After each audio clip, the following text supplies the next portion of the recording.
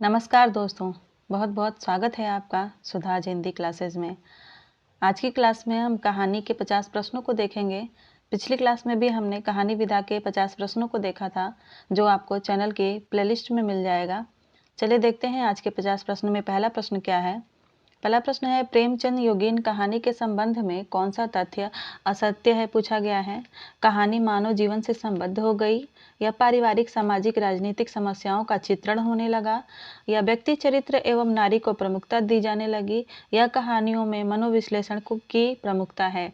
तो असत्य पूछा गया है, तो इसका राइट आंसर हो जाएगा घ, क्योंकि प्रेमचंद योगीन कहानी में मनोविश्लेषणवाद नहीं है, इसलिए ये कथन राइट हो जाएगा। आगे देखते हैं, प्रेमचंदोत्तर कहानी की समयावधि क्या मानी गई है। ऑप्शन है 1920 से 1930 ईस्वी, या 1936 से 1950 ईस्वी, या 1950 से 1970 ईस्वी, या इनमें से कोई नहीं। तो जो प्रेमचंदोत्तर कहानी है उसका समय 1936 से 1950 ईस्वी है। राइट आंसर हो जाएगा इसका ख। अगला प्रश्न देखते हैं, इनमें से कौन प्रगतिवादी कथाकार है। ऑप्शन है प्रेमचंद, जयशंकर प्रसाद, यशपाल, या चतुरसेन शास्त्री। तो इसका राइट आंसर हो जाएगा यशपाल। यशपाल जो हैं प्रगतिवादी कथाकार हैं। आगे देखते हैं, चौथा प्रश्न है, पर्दा कहानी के लेखक कौन है। भीष्म साहनी, यशपाल, भगवती चरण वर्मा, या मोहन राकेश। तो इसका राइट आंसर हो जाएगा यशपाल। पर्दा कहानी के जो लेखक हैं वो यशपाल हैं। यशपाल का जन्म 1903 ईस्वी में हुआ था पंजाब में। पंजाब में इनका जन्म हुआ था और इनका निधन हो गया था 1976 ईस्वी में, और वाराणसी में इनका निधन हुआ था। ठीक है, इसको आप लोग नोट कर लीजिएगा। आगे बढ़ते हैं, पूछा गया इनमें से कौन सा कहानी संकलन यशपाल का नहीं है। वो दुनिया, पिजड़े की उड़ान, फूलों का कुर्ता, या विपथगा। इसका राइट आंसर हो जाएगा विपथगा। ये तीनों जो हैं ये यशपाल के कहानी संकलन है। आगे बढ़ते हैं, खितीन बाबू कहानी के लेखक कौन है। ऑप्शन है अज्ञेय, जैनेन्द्र, यशपाल, या कोई नहीं। तो खितीन बाबू कहानी के लेखक जो हैं वो अज्ञेय हैं। राइट आंसर हो जाएगा इसका क। आगे देखते हैं, आगे प्रश्न क्या है। आगे का प्रश्न है, खच्चर और आदमी कहानी के लेखक कौन है। ऑप्शन दिया गया है भगवती प्रसाद वाजपेयी, यशपाल, अज्ञेय, और कमलेश्वर। तो खच्चर और आदमी जो है यशपाल का है। राइट आंसर हो जाएगा इसका ख। खच्चर और आदमी जो है ये एक कहानी संकलन है जो 1965 में प्रकाशित हुआ था, और इसमें कुल 9 कहानियां संकलित हैं। आगे बढ़ते हैं, इनमें से कौन सा कहानी संकलन अज्ञेय का नहीं है। विपथगा, कोठरी की बात, जयदोल, या खंडहर की आत्माएं। तो इसका राइट आंसर हो जाएगा खंडहर की आत्माएं। खंडहर की आत्माएं जो हैं वो इलाचंद जोशी का है, जो 1948 ईस्वी में प्रकाशित हुआ था। इलाचंद्र जोशी का है, इलाचंद जोशी का ये कहानी संकलन है। आगे बढ़ते हैं, चौथे विवाह की पत्नी किस कहानीकार की रचना है। जैनेन्द्र की, अज्ञेय की, इलाचंद जोशी की, या यशपाल की। तो चौथे विवाह की पत्नी जो है इलाचंद जोशी की रचना है। राइट आंसर हो जाएगा इसका ग, इलाचंद्र जोशी। इलाचंद्र जोशी के जन्म की बात करें तो इनका भी जन्म 1903 ईस्वी में हुआ था, और निधन इनका हो गया था 1982 ईस्वी में। जन्म निधन के वर्ष हमें बहुत ज़रूरी होते हैं याद करना, क्योंकि जब क्रम वाले प्रश्न आते हैं कि निम्नलिखित रचनाकारों को उनके जन्म के आधार पर क्रम से लगाना है, अवरोही क्रम में लगाना है, तो वहाँ ज़रूरत पड़ती है। आगे बढ़ते हैं, देखते हैं अगला प्रश्न, किस कहानीकार की कहानियाँ मनोविज्ञान की दृष्टि से केस हिस्ट्री सी प्रतीत होती हैं। ऑप्शन है जैनेन्द्र, अज्ञेय, यशपाल, और इलाचंद्र जोशी। इसका राइट आंसर हो जाएगा इलाचंद्र जोशी। इन्हीं की कहानियों को कहा जाता है कि वो केस हिस्ट्री सी प्रतीत होती हैं। अगला प्रश्न देखते हैं, इनमें से कौन सा कहानी संकलन इलाचंद्र जोशी का नहीं है, पूछा गया है। मैं बार बार कहती हूँ ये नहीं है पे बहुत ही ध्यान देने वाली बात होती है, नहीं तो गलत हो जाता है। ऑप्शन दिया गया है डायरी के नीरस पृष्ठ, आहुति, खंडहर की आत्माएं, या शरणार्थी। इसका राइट आंसर हो जाएगा शरणार्थी। ये जो है इलाचंद जोशी का नहीं है। आगे बढ़ते हैं, काम, भावना एवं यौन समस्याओं पर कहानी लिखने वाले कहानीकार का क्या नाम है? ऑप्शन है इलाचंद जोशी, आरसी प्रसाद सिंह, चंद्रगुप्त विद्यालंकार और भगवती चरण वर्मा। तो इसका राइट आंसर हो जाएगा आरसी प्रसाद सिंह। आगे बढ़ते हैं। वसीयत कहानी के लेखक कौन है? चतुरसेन शास्त्री हैं, जानकी वल्लभ शास्त्री हैं, आरसी प्रसाद सिंह हैं या भगवती चरण वर्मा हैं। तो वसीयत कहानी जो है भगवती चरण वर्मा की थी। राइट आंसर हो जाएगा इसका घ। अगर आप इस चैनल पे पहली बार आए हैं और क्लास आपको हेल्पफुल लग रही हो तो चैनल को सब्सक्राइब अवश्य करिएगा। आगे बढ़ते हैं। अहम ब्रह्मास्मि के लेखक कौन है? भीष्म साहनी, किशोर साहू, द्विजेंद्रनाथ मिश्र या अमरकांत। इसका राइट आंसर हो जाएगा भीष्म साहनी। अहम ब्रह्मास्मि जो है भीष्म साहनी की रचना है। आगे बढ़ते हैं। इनमें से किसे यथार्थवादी कहानीकार वर्ग में नहीं रखा जा सकता है? ऑप्शन है इलाचंद्र जोशी, चंद्रगुप्त विद्यालंकार, भगवती चरण वर्मा या जानकी वल्लभ शास्त्री। तो इसमें से इलाचंद्र जोशी जो हैं इन्हें यथार्थवादी कहानीकार में नहीं रखा जा सकता है। क्यों? आगे हम देखते हैं। आगे का प्रश्न है कि इलाचंद जोशी किस वर्ग के कहानीकार हैं? यथार्थवादी, आदर्शवादी, प्रगतिवादी या मनोविश्लेषणवादी। इसका राइट आंसर हो जाएगा मनोविश्लेषणवादी। अगला प्रश्न, द्वितीय विश्व युद्ध की घटनाओं पर आधारित कहानी संकलन संगीनों का साया किसकी कहानियों का संकलन है? अज्ञेय का, प्रभाकर माचवे का, श्री राम शर्मा का या कमलेश्वर का। तो ये जो है संगीनों का साया श्री राम शर्मा का कहानी संकलन है। राइट आंसर हो जाएगा इसका ग, श्री राम शर्मा। अगला प्रश्न है कि हिंदी में शिकार कथाओं के लेखन का श्री गणेश किसने किया था? ऑप्शन है श्री राम शर्मा, प्रेमचंद, रामकुमार भ्रमर या विभांशु दिव्याल। तो इसका राइट आंसर भी हो जाएगा श्री राम शर्मा। इनको जो है हिंदी में शिकार कथाओं का लेखन का श्री गणेश करने का श्रेय प्राप्त है। आगे देखते हैं। जीपी श्रीवास्तव की कहानियों में प्रधानता किसकी होती है? क्या वह सामाजिक घटनाओं के यथातथ्य चित्रण की होती है या प्रगतिवादी भावनाओं की होती है या सेक्स एवं रोमांस की होती है या हास्य व्यंग्य की होती है? तो जीपी श्रीवास्तव मुख्यतः व्यंग्यकार हैं, तो इनकी कहानियां भी हास्य व्यंग्य की होती हैं। राइट आंसर हो जाएगा इसका घ। अगला प्रश्न देखते हैं 20 नंबर का प्रश्न। इनमें से कौन सा कहानीकार हास्य व्यंग्य कथाकार की श्रेणी में नहीं आता है? हरिशंकर परिसाई, अन्नपूर्णानंद, जैनेन्द्र या जीपी श्रीवास्तव। इसका राइट आंसर हो जाएगा जैनेन्द्र। जैनेन्द्र जो है मनोविश्लेषणवादी कहानीकार में आते हैं, इसलिए यहाँ पर राइट आंसर होगा जैनेन्द्र। आगे बढ़ते हैं, देखते हैं। अगला प्रश्न है, नई कहानी का प्रारंभ कब से माना जाता है? 1940 ईस्वी से, 1950 ईस्वी से, 1960 ईस्वी से या 1975 ईस्वी से। तो इसका राइट आंसर हो जाएगा 1950 ईस्वी से। 1950 ईस्वी से 1960 ईस्वी तक जो है समय नई कहानी का माना जाता है।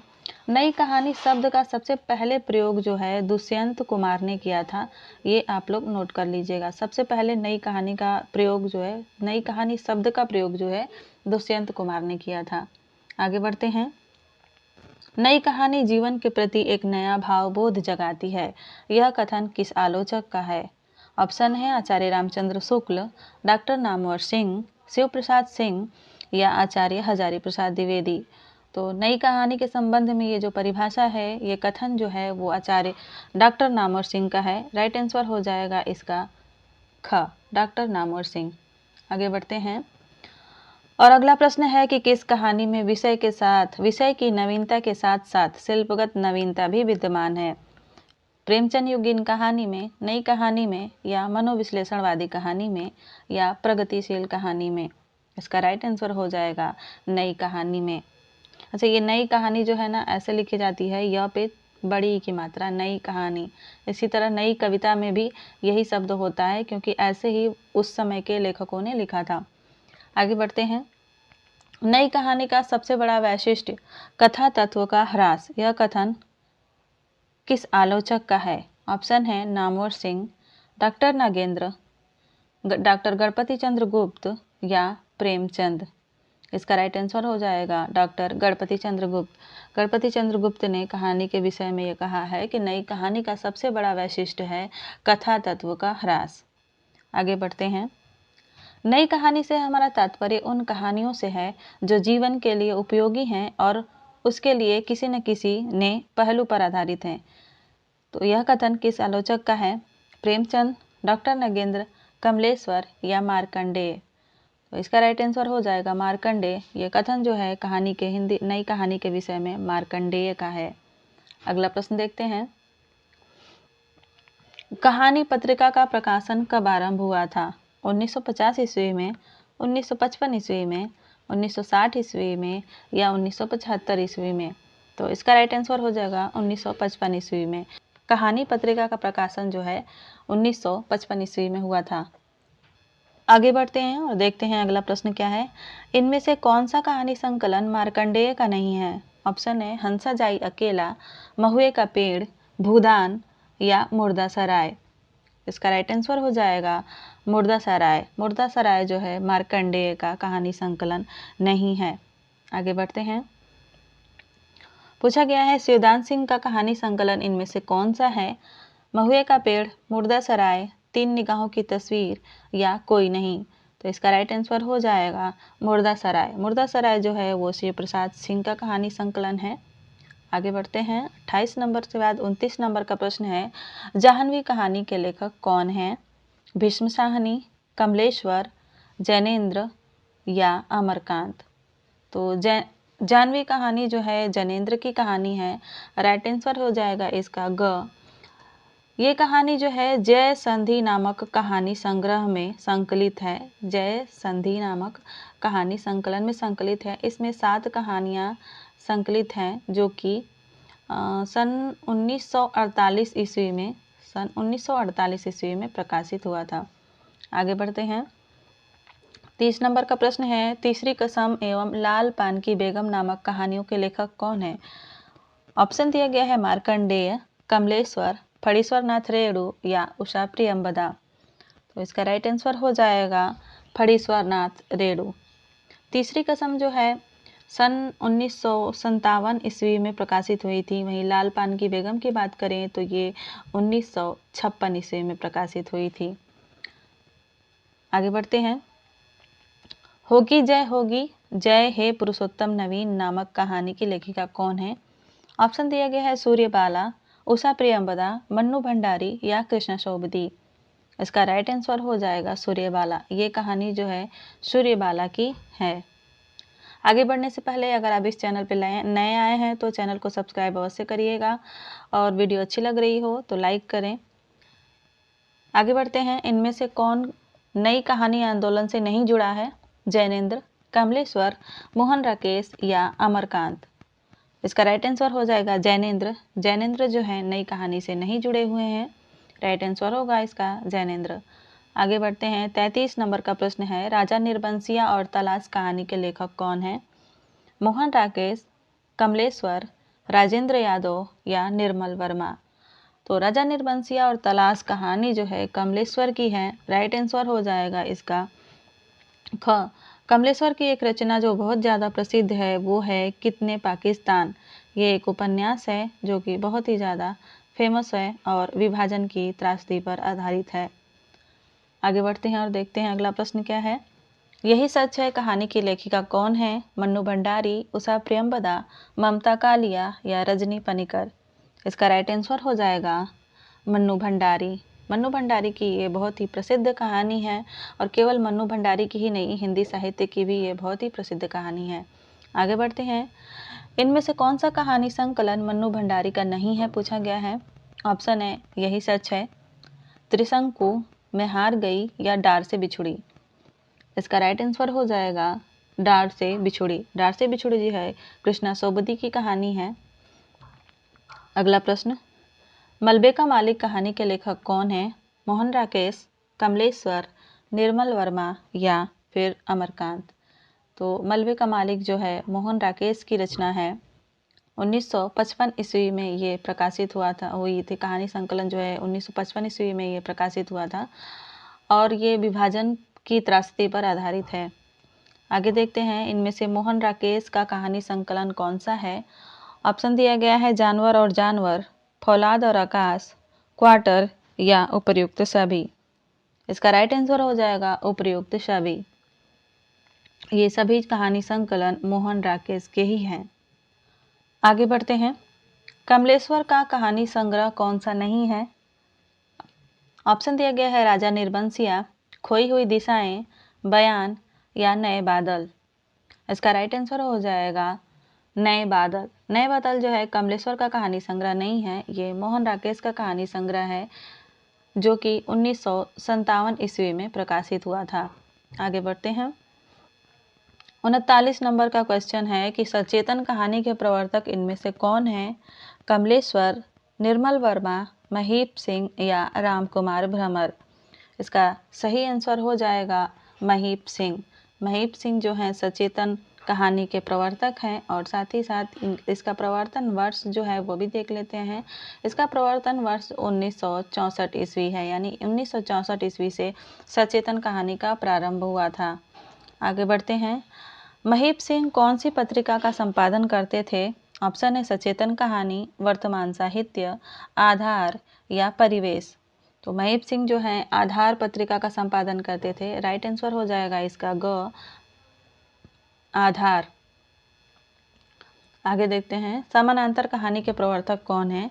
धर्मवीर भारती, कमलेश्वर, मोहन राकेश या अज्ञे। तो समानांतर कहानी के प्रवर्तक कमलेश्वर हैं। राइट आंसर हो जाएगा इसका ख, कमलेश्वर, और इसका प्रवर्तन वर्ष 1972 ईस्वी है। आगे बढ़ते हैं। कमलेश्वर किस कहानी पत्रिका के संपादक थे? कादम्बिनी, नई कहानी, कहानी या सारिका। इसका राइट आंसर हो जाएगा सारिका। कमलेश्वर ने सारिका पत्रिका का संपादन किया था जो कि उन्होंने 1967 से लेकर 1979 तक संपादन किया था। आगे बढ़ते हैं।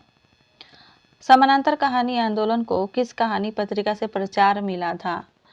ऑप्शन है सारिका, कथा भारती, संचेतना या आजकल। इसका राइट आंसर हो जाएगा सारिका। सारिका पत्रिका से समानांतर कहानी के प्रचार प्रसार को बल मिला था। आगे बढ़ते हैं। समानांतर कहानी का आंदोलन कब प्रारंभ हुआ था? ऑप्शन है 1972 ईस्वी, 1975 ईस्वी, 1980 ईस्वी या 1990 ईस्वी। इसका राइट आंसर हो जाएगा 1972 ईस्वी। आपके कितने प्रश्न सही हो रहे हैं कमेंट बॉक्स में ज़रूर बताइएगा। आगे बढ़ते हैं। अ कहानी का प्रवर्तन डॉक्टर नामवर सिंह के अनुसार किसे माना जाता है? मोहन राकेश, कमलेश्वर, महीप सिंह या निर्मल वर्मा। इसका राइट आंसर हो जाएगा निर्मल वर्मा। निर्मल वर्मा जो है अ कहानी के प्रवर्तक हैं डॉक्टर नामवर सिंह के अनुसार, लेकिन सर्वमान्य मत है वो है गंगा प्रसाद विमल, यानी अ कहानी के प्रवर्तक जो है गंगा प्रसाद विमल हैं सर्वमान्य मत के अनुसार, लेकिन अगर नामवर सिंह के अनुसार पूछे तो निर्मल वर्मा। आगे देखते हैं। इन कहानीकारों को रचना काल के आरोही क्रम में हमें व्यवस्थित करना है। सबसे पहले इनके जन्म के सन को देख लेते हैं। अगर बात करें प्रेमचंद की तो इनका जन्म हुआ था 1880 ईस्वी में, 1880 ईस्वी में हुआ था। और निर्मल वर्मा की बात करें तो इनका जन्म 1929 ईस्वी में हुआ था, 1929 ईस्वी में। और अगर बात करें गुलेरी जी की तो ये हुए थे जन्म इनका 1883 ईस्वी में। और गिरिराज किशोर 1937 ईस्वी में इनका जन्म हुआ था। इस तरह से देखते हैं तो सबसे पहले प्रेमचंद होंगे, उसके बाद गुलेरी जी होंगे, उसके बाद निर्मल वर्मा, उसके बाद गिरिराज किशोर। इस तरह से इसका ऑप्शन हो जाएगा ख, सही। आगे बढ़ते हैं। पर्दा कहानी के लेखक कौन हैं? प्रेमचंद, गुलेरी, जयशंकर प्रसाद या यशपाल। मुझे लग रहा है ये क्वेश्चन शायद रिपीट हो गया है। इसका राइट आंसर हो जाएगा यशपाल। पर्दा कहानी के जो लेखक हैं वो यशपाल हैं। आगे बढ़ते हैं। 48 नंबर का प्रश्न है कि चक्रधर नाम से कल्पना पत्रिका में कौन सा लेखक लिखता था? ऑप्शन है कमलेश्वर, शेखर जोशी, मार्कंडेय या राजेंद्र यादव। इसका राइट आंसर हो जाएगा मार्कंडेय। मार्कंडेय जो हैं कल्पना पत्रिका में चक्रधर के नाम से एक स्तंभ लेख लिखते थे। आगे बढ़ते हैं। कौन सी कहानी जयशंकर प्रसाद की नहीं है पूछा गया है। ऑप्शन में दिया गया है पुरस्कार, मंत्र, ममता या देवरथ। इसका राइट आंसर हो जाएगा मंत्र। मंत्र जो है प्रेमचंद की कहानी है जो बहुत ही फेमस कहानी है। आगे बढ़ते हैं। इस प्रश्न को मैं आप लोगों के लिए छोड़ रही हूँ, आप लोग इसका आंसर कमेंट में ज़रूर बताइएगा। क्वेश्चन है, लैला सिंह किस कहानी का पात्र है? ऑप्शन है पंच परमेश्वर, उसने कहा था, टूटना और पुरस्कार। तो ये थी आज की क्लास। आशा करती हूँ आपको अच्छी लगी होगी। अच्छी लगी तो वीडियो को लाइक करें, शेयर करें और चैनल को सब्सक्राइब करें। धन्यवाद।